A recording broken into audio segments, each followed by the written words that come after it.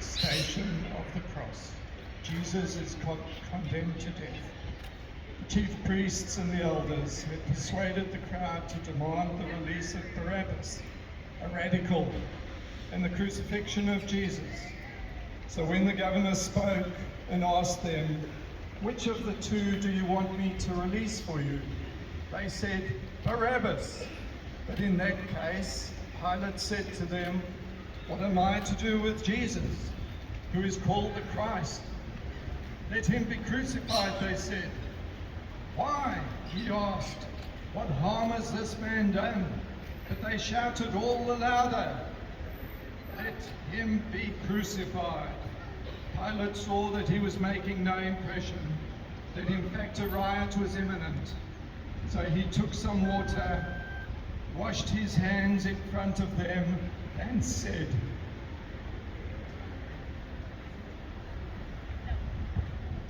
"I am innocent of this man's blood. It is your concern." And the people to a man shouted back, "His blood be on us and on our children." Then he released Barabbas for them. He ordered Jesus to be scourged and then handed over to be crucified. Crucify this man! Crucify!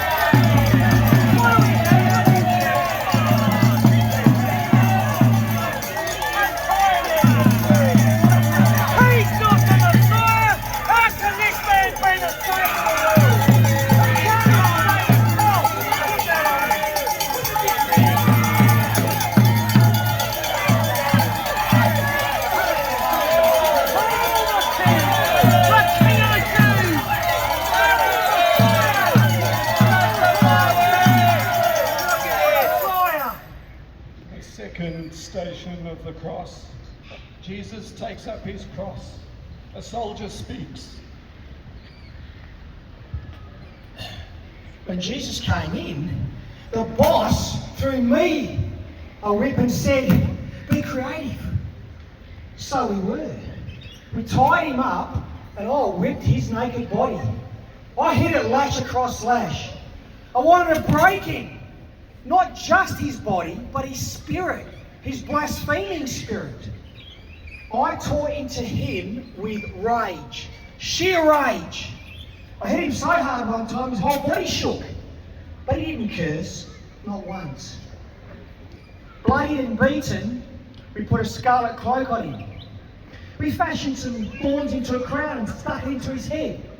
We got a reed and he put his right hand. And we knelt at his feet and said, "Hail, hail, King of the Jews!" And we spat on him and hit him again and again. By the time we had finished with him, not even his own mother could recognise his face.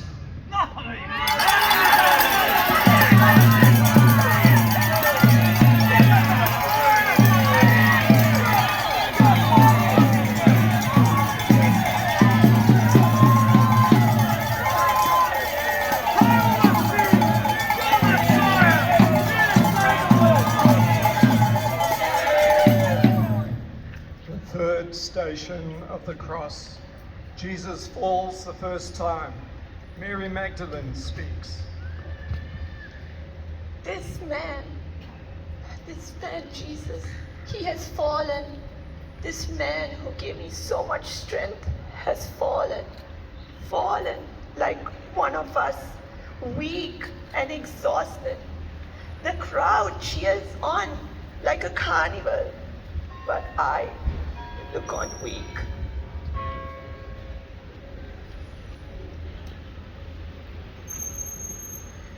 Jesus,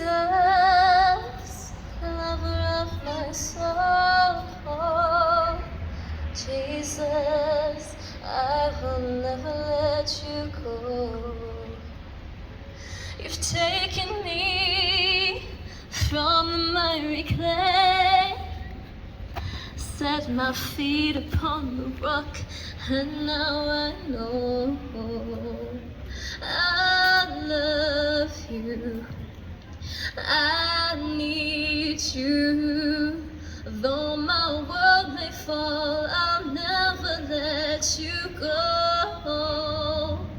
My Savior, my closest friend,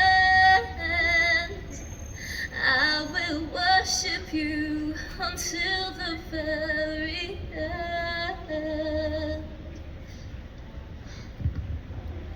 Does everybody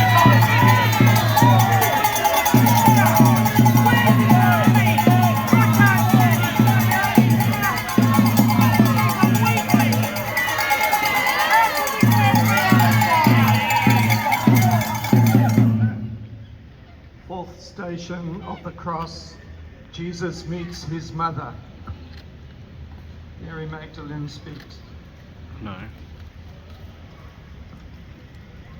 My child stands before me, my dear child. Even now he thinks of me and longs to bring me comfort. A sword shall pierce my heart, but I must hold on to the words of God's holy angel. Mary, do not be afraid, you have won God's favour. Listen, you shall conceive and bear a son, and you must name him Jesus. He will be great. Will be known as the Son of the Most High. The Lord God will give him the throne of his ancestor David. He will rule over the house of Jacob forever, and his reign will have no end. If God sees fit for this to happen, I shall trust in him. Trust in you!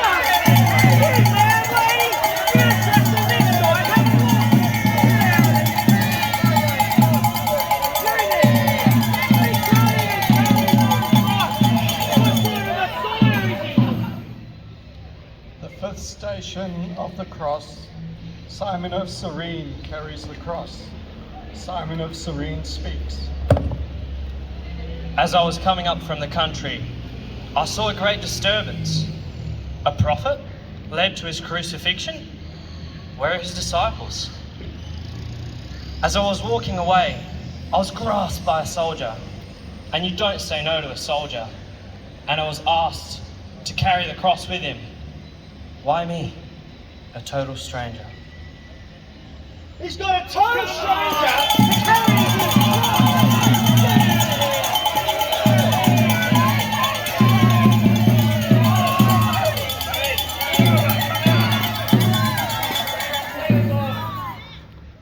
Sixth station of the cross, Veronica wipes the face of Jesus. Veronica speaks. I heard they had captured my Lord. So I ran, pushed past the soldiers, and wiped some blood from his face. Oh, the shame! Only a Roman soldier could draw up torture such as this. Death! Death on a cross! What is going on around here?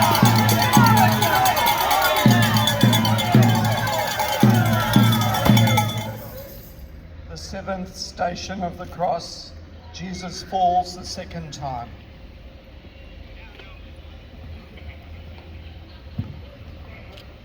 At last this man is broken, for all to see. Down we should be, in the dust. What have I done? Lord, have mercy on me. Lord, have mercy on me. Get out of here! You want your money back? Get out of here!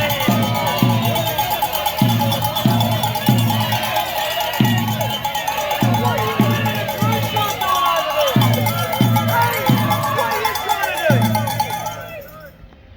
do? The eighth station of the cross, Jesus meets the woman of Jerusalem. Mary, the wife of Clopas, speaks. We could not bear to watch, and yet we followed. The people had called down his blood on their heads. curse of this dreadful day, the curse of the death of our Saviour. Lord, I need you. Oh, I need you. Every hour I need you. My one defense, my righteousness. Oh God, how I need you. Oh God, how I need you. Yes,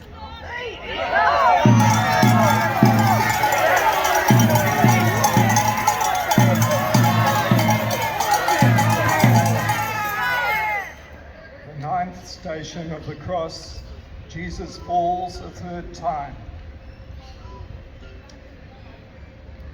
He had done nothing wrong, and there had been no perjury on his lips. He was insulted and did not retaliate with insults. When he was tortured, he made no threats, but put his trust in the righteous judge. He was bearing our faults in his own body on the cross, so that we might die to our faults and live for holiness. Through his wounds you have been healed. You had gone astray like sheep, but now you have come back to the shepherd and guardian of your souls.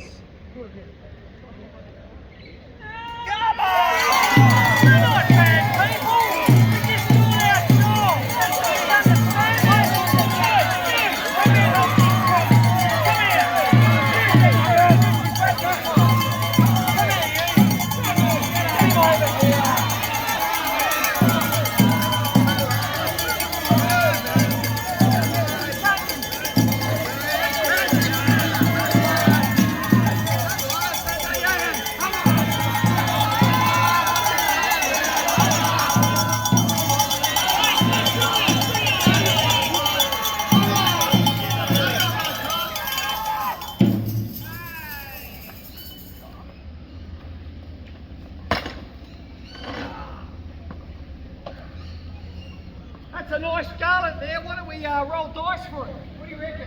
Yep.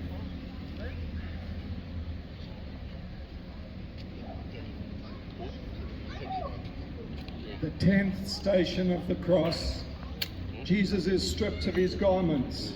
A soldier speaks. We took his clothes and divided them into 3 shares, one for each of us. But his undergarment was seamless, woven in one piece, from neck to hem. So we decided, instead of tearing it, we'll roll dice to see who's to have it. Well, I guess it was my lucky day. But my wife, she said we can't have dead man's clothes, so I guess I'm going to have to sell it. It wouldn't be right anyway, wearing it. Clothes of a dead Jew? Come on!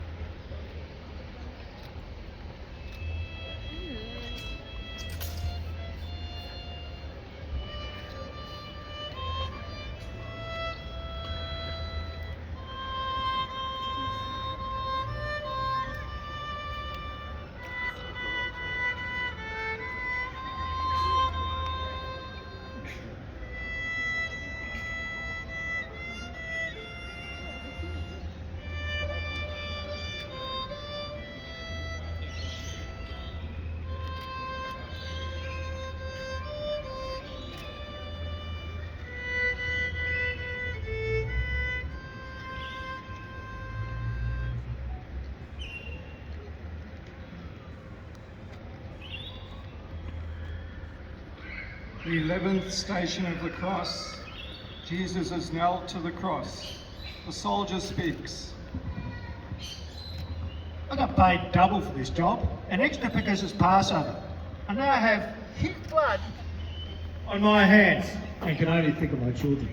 I'm an upright man, and 30 of my boys. I teach them to be men of character. I want them to hold an honourable position in the empire, not a mongrel drop like your father. What about this man's father, when he wanted his son to be a leader? When he laid out the cross for Jesus, he did not say a word. I'm used to men cursing God in heaven, because you hammer in the nails, quick to block your ears and think, this man deserves to die. Well, I line up his ankles, and push the nail through the top of his head. The silence was deafening. As I pounded the nail, I felt the muscle of the sinew tear. I looked up to see if he was dead. His eyes were fixed firmly on a vast sky above, with piercing something like it in his ear. His stillness caused terror in me. It cut through my clothes and made me shiver. For the very first time, I doubted I'd hammerhead a criminal. As the sign says, the King of the Jews.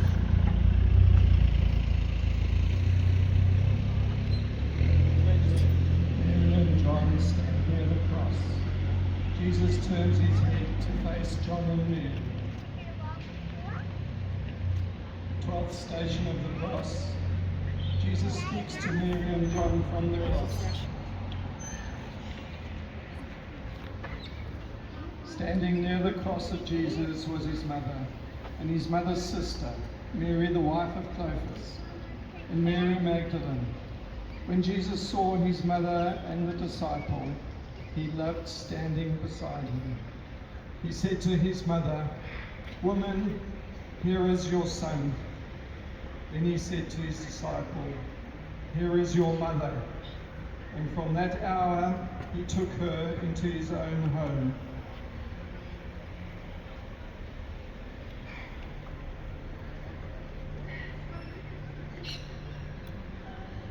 The 13th station of the cross. Jesus dies on the cross. I am thirsty.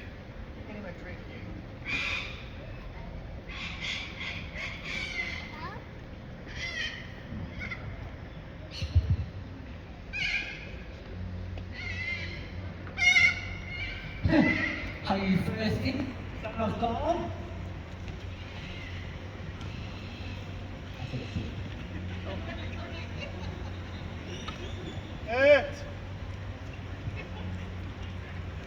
It's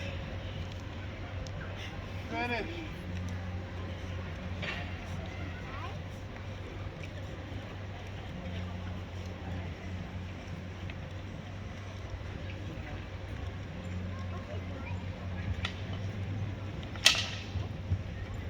Truly, this man was the Son of God.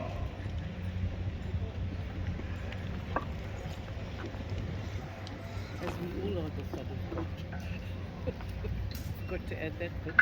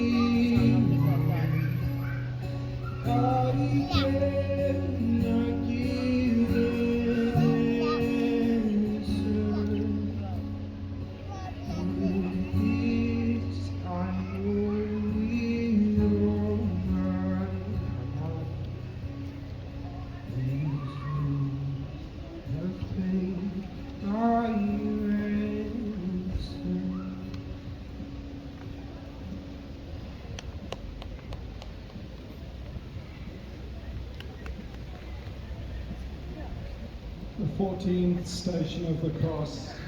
Jesus is taken down from the cross. Joseph of Arimathea speaks. I could lose nothing more than lost my Lord. So I asked Pilate for his body. He'd had enough of this hysteria anyway. If I could not give Jesus a dignified death, I must give him a decent burial. But I could bring no solace to his mother. The bitter taste of salt tears was her Passover meal on the loss of her firstborn son. It was indeed a new atonement.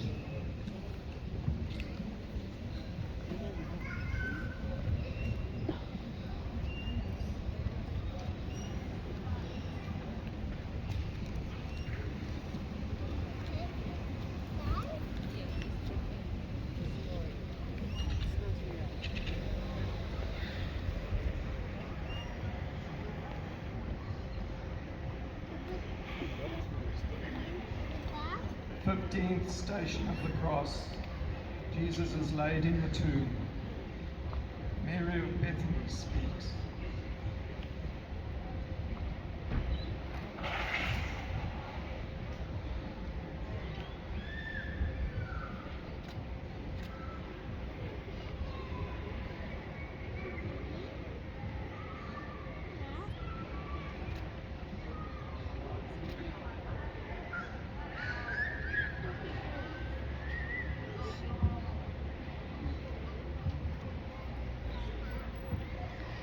We took the body of Jesus and wrapped it with spices in linen cloth. At the place where Jesus had been crucified, there was a garden, and in that garden there was a tomb in which no one had been buried. Since it was the day of preparation and the tomb was close at hand, we laid Jesus there.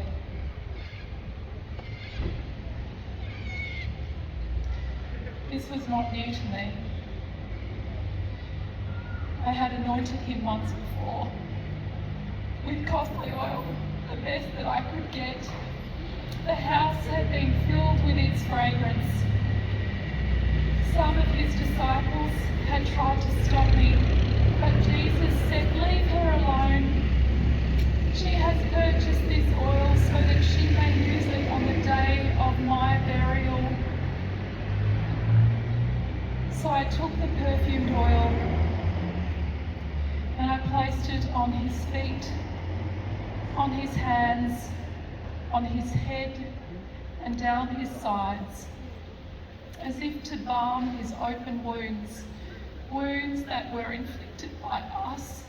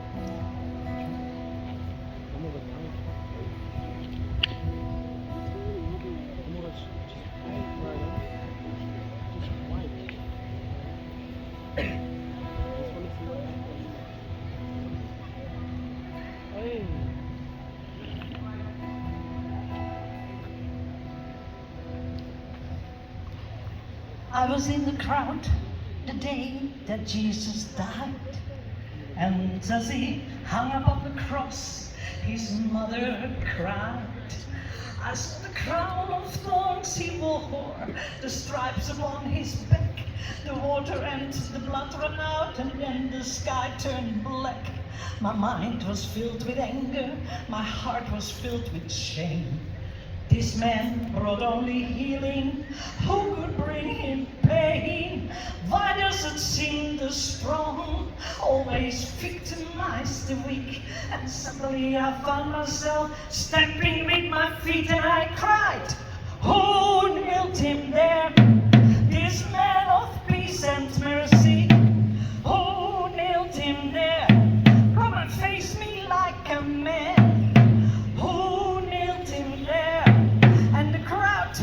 To mock me, I cried, oh my God, I just don't understand.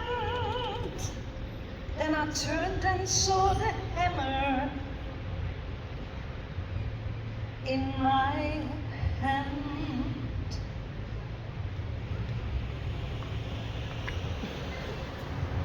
I'm just a Roman soldier, an ordinary man.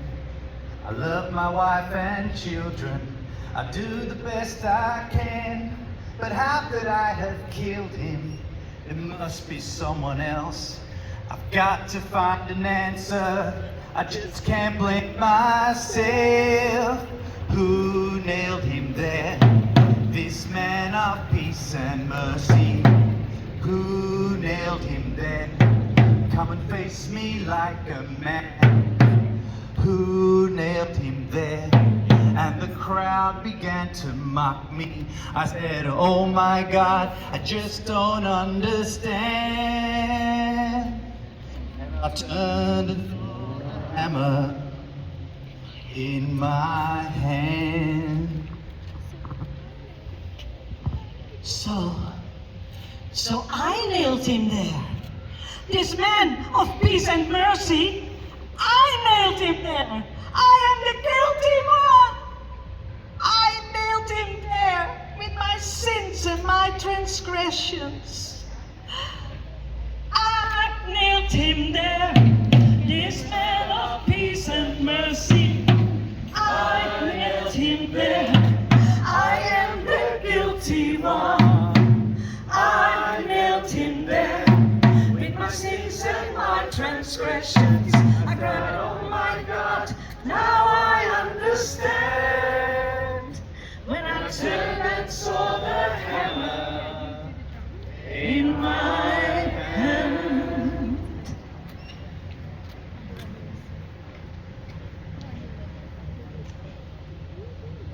I know, it's such an important message, isn't it? I nailed him there, and we can say it to all of us.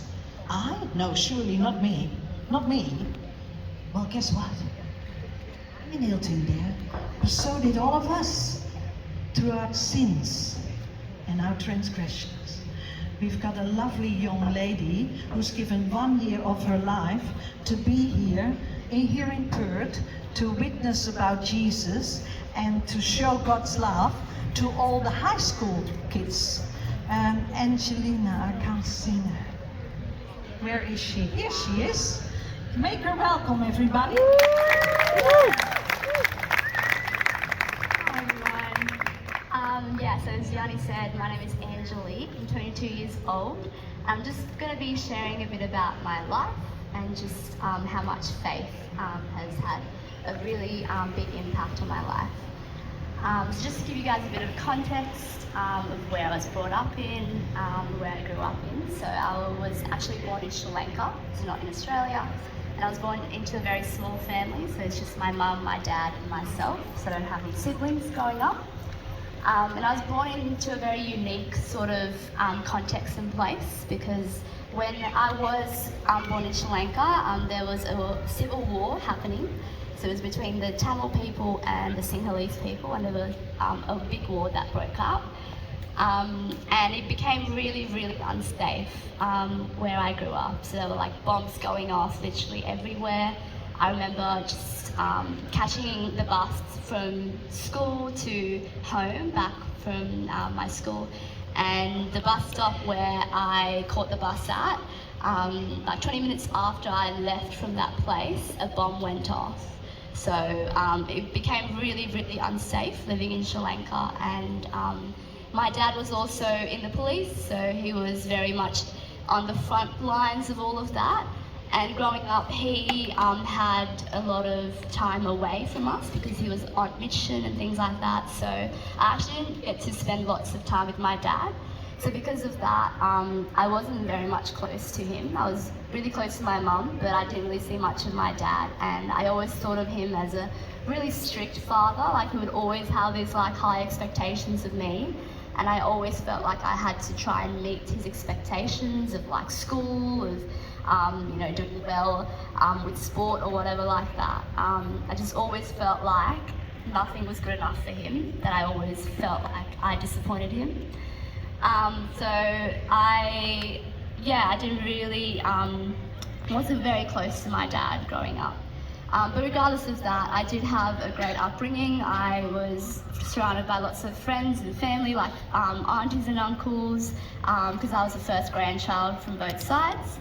But when I was 8 years old, my parents decided that it was way too unsafe to stay in Sri Lanka, so we moved over to Australia when I was 8 years old. And that actually had a huge impact on me, because it meant that I had to leave everyone that I knew and loved and move to a foreign country where I literally like knew no one. I remember just like starting primary school and just instantly being labelled as like a new kid on the block, and I always felt like I was very different, physically very different, but also I struggled with communication, struggled with actually, trying to talk to people, I guess, and I felt like no one really understood me. So I spent most of like lunch and recess kind of by myself. I was bullied, wasn't really liked, and it felt like no one really wanted to be my friend. And that was really hard for me growing up in primary school. And also my parents were struggling with their marriage as well, so I just felt like I couldn't really tell them all of these things. I just felt really alone in all of my struggles with all of that. So that was sort of like my experience with primary school. Didn't have many friends, felt quite alone.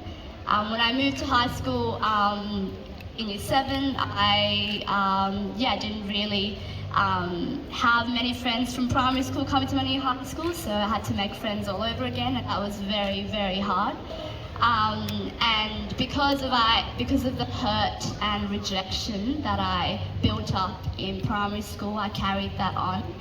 And I felt like, well, if no one really understood me, if no one really liked me for who I was, and no one really liked my personality, then I had to change myself. That's what I did.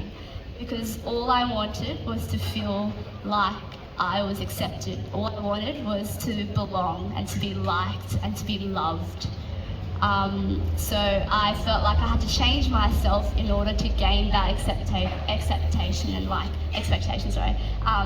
recognition from other people.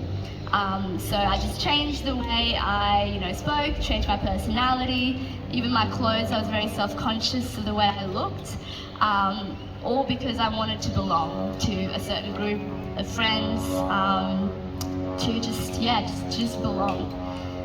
So that was like my continual struggle throughout high school, just running after and chasing after other people's recognition and love.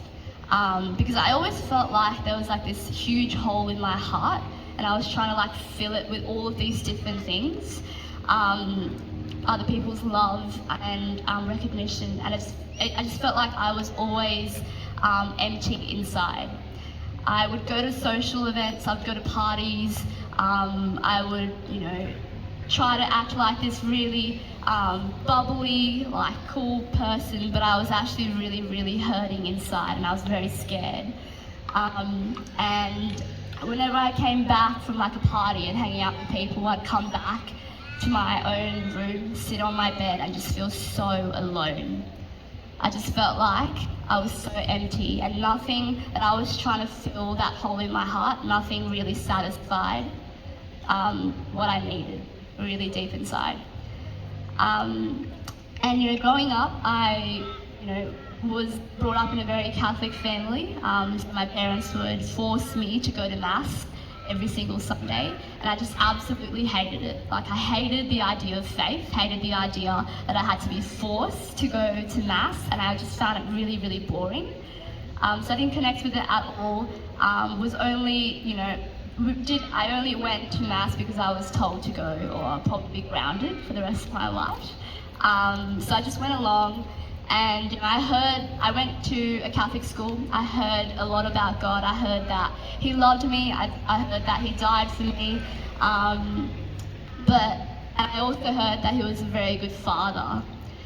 Now, that was something that I could not relate to whatsoever, because my dad wasn't like that. My dad had all these high expectations of me, and always felt like I had to meet these expectations in order to gain his love and his acceptance. So that was something that I couldn't relate to. So I thought God was this guy up in the clouds somewhere who actually didn't really care about what I was going through, didn't really care about me, but only cared about me when I messed up or made a mistake or stuffed up. He would come down and just point a finger at me, be on my back, and tell me how I stuffed up. So that was my idea of God, that He was very judgmental, that I always had to follow these rules, and if I didn't get it right, then that was it for me. So growing up, that was my perception of who God was. So I did not want to engage in faith, really. When people talked about it, I thought it was a nice idea, but I was like, surely not. That doesn't make sense. How can love be a free gift? Love always had to be something that had to be earned by us. So that was something that I always thought. And later on in high school, I started to, have this hole in my heart started to grow bigger and bigger, and I started to feel those things with, a relationship, different, your parties, social events, social life. Drinking and things like that, just so that I could feel like I belonged, and felt like that I was doing the same thing that other people were doing, and I felt like I could relate to other people in that sense. But as I said, I would come back home after every single party and feel so alone in all of that. A few years, 2 years after I graduated from school, I went through a really bad breakup, and I just felt like every single person in my life just walked out of my life, and I felt really betrayed, and I felt super, super alone. And I remember being in my room and feeling like everyone has walked out of my life, feeling like my whole life just crashed before my eyes, and just feeling like I was abandoned, that I was just really, really alone in all of that. I remember just like closing my eyes and just thinking back to, school where I heard about God, thinking back to retreats and reflection days that I've been to at school and camps and things like that, where I heard that God really loved me and actually cared about what I was going through. In that moment, in my room, I closed my eyes, I remembered all of those things. And I just made a simple prayer. It was just like, it was more of like a cry, like of desperation. I was like, God, if you exist, I need you right now. I need you in my mess. I need you in this moment where I feel so alone, feel so betrayed by my friends. I need you because I don't want to do this alone. And I don't know if you guys have experienced this, when like someone hugs you, that feeling of warmness inside of me. That was the same feeling that I felt in that moment when I made that prayer. I just felt like someone held me, someone was there in me, sitting in with the mess, sitting in the dirt with me. And I just felt like I was so seen and heard in that moment. From then on, I started to actually, pray. And prayer wasn't just some prayers that I would just say, memorize, but it was actually a conversation. I actually started to see God as more of a friend than just some random guy in the clouds somewhere, that he actually cared about me, he actually saw me, and he wants to get to know me and really journey with me in my life and help me out. And slowly by slowly I started to develop that relationship with God, and I saw him as a person that I actually wanted to be in my life. And since then, the fact that I can even come here and talk to you guys about this really shows how much God has done in my life, and the freedom and the joy it's brought out in me has been incredible. And that's really why I'm here in Perth giving up another year of my life to tell young people that there is someone out there who really cares about them, and there's someone out there who sees them and knows them. Thank you so much, guys.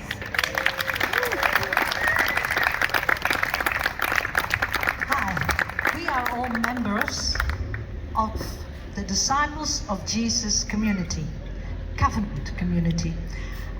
So we would like to sing a song. And who else wants to join us is very, very welcome. We're going to stand here closer to a guy called Sam Borg. He's got a great voice and he's going to start us. He's too busy talking at the moment. But oh, praise the name of the Lord our God. Let's start. There you go, Sam.